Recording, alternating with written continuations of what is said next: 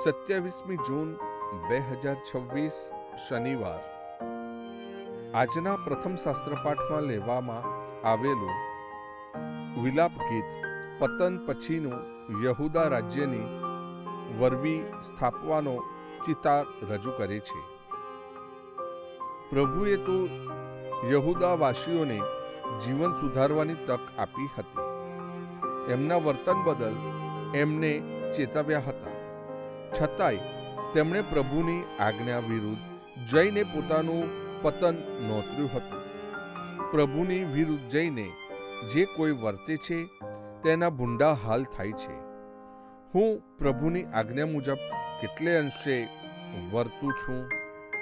મારા પર મુશ્કેલીઓ આવી પડે ત્યારે એ માટે હું કેટલે અંશે જવાબદાર છું એ પર ધ્યાન આપી જાતને સુધારવા પ્રયત્ન કરું છું.